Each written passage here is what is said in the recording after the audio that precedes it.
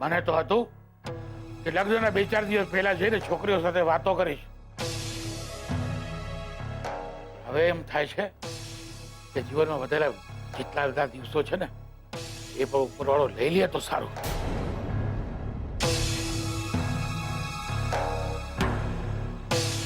અદા,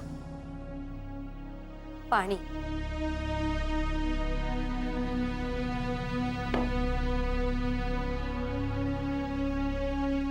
આ ઘરનું પાણી પણ મારે માટે હરામ છે. અદા, તમે આ આખી વાતને ઊંધી કેમ લઈ રહ્યા છો? સેજલ રૂપેશ જીજુ સાથે લગ્ન કરવાની હતી અને સેજલે રૂપેશ જીજુ સાથે જ લગ્ન કર્યા છે. બસ 2-4 દિવસ પહેલા તેમાં આટલો હોહા કરવાની શું જરૂર? શું બોલે છે એનું કઈ ભાન છે તને છોકરી?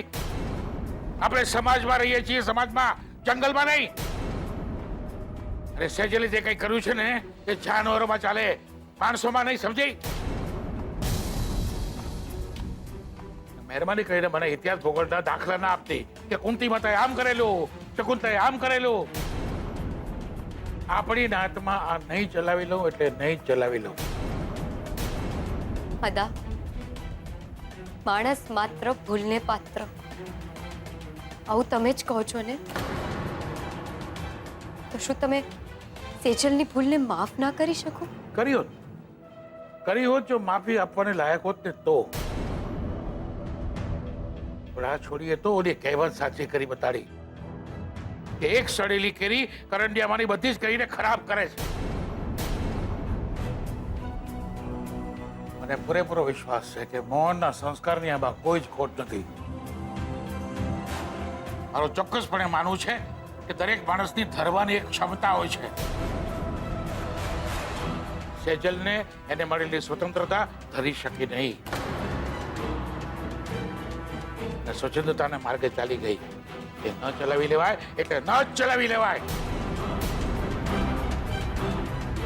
પણ અદા, સેજલના લગ્ન તો થઈ ગયા છે અને બાળક તો ભગવાનનું સ્વરૂપ ગણાય ને. તો હવે શું કરવું? અરે આ બાબતમાં કશું જ કહેવું નથી. આ માત્ર આપણા નાતની વાત નથી અને બીજાની નાતના રીત રિવાજો જાણવામાં મને રસ પણ નથી. સેજલે જે કઈ કર્યું છે ને એ તો ખોટું છે જ, પણ ભવાની બહુ જે બોમ્બ બરાડા પાડીને મારી પાસે કરાવવા માંગે છે ને એ પણ ખોટું જ છે Mohan.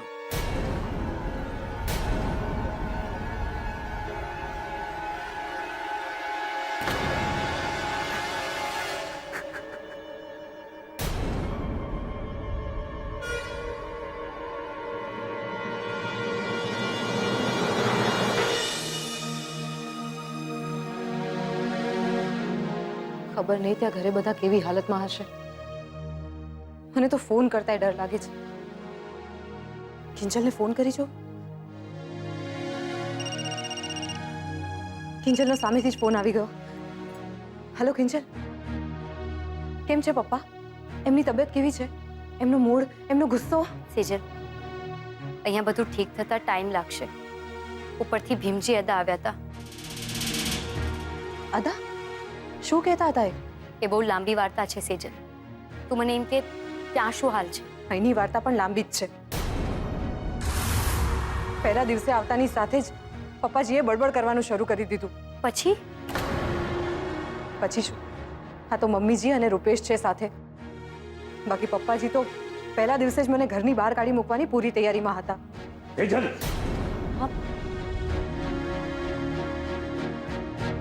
Hello hello Sejal. Oh no, લાગે છે માસુક અંકલ આવી ગયા અને એમને મારી બધી જ વાતો સાંભળી લીધી. હવે એ સેજલને કેટલું સંભળાવશે? શું હતું આ? મારી ગેરહાજરીમાં મારી કુથલી થઈ રહી છે. આવતાની સાથે તારું ચારિત્ર બતાવવાનું શરૂ કરી દીધું તે એમ? ના પપ્પાજી, મેં તો બસ એ જ કીધું છે જે તમે મારી સાથે કરી રહ્યા છો. તો તૈયાર રહેજે, હજુ ઘણું બધું કરવાનો છું તને આ ઘરની બહાર કાઢવા માટે. મારા રૂપેશને તે ફસાવ્યો છે પૈસાને માટે. બંગલો તારા નામે થઈ ગયો છે અને હવે આ પેટમાં બાળક લઈને ફરે છે, જેથી અમે તને કંઈ કહી ન શકીએ. પણ ભૂલે છે છોકરી, આ માસુક સંઘવી એની પણ શરમ નહીં રાખે.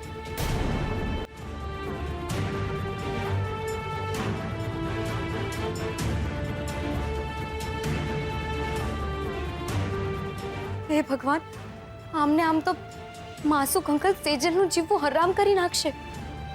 ને આવી પરિસ્થિતિમાં સેજલનું રડે રાખવું એ એના માટે ને બાળક માટે ઠીક નથી. શું કરું છું?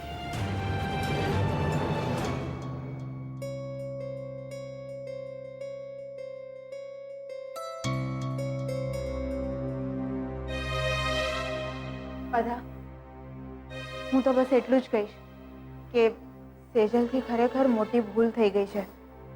પણ છોકરાઓ ક્યાંક ને ક્યાંક મોટા પાસેથી જ તો ખોટું શીખતા હોય છે ને. અને અહીંયા આ ઘરમાં તો ખોટું શીખવવાની આખી આખી નિશાળ જ છે. સરોજ બહુ, તમે એમ કહેવા માંગો છો કે આ નિશાળનું નામ ભવાની છે?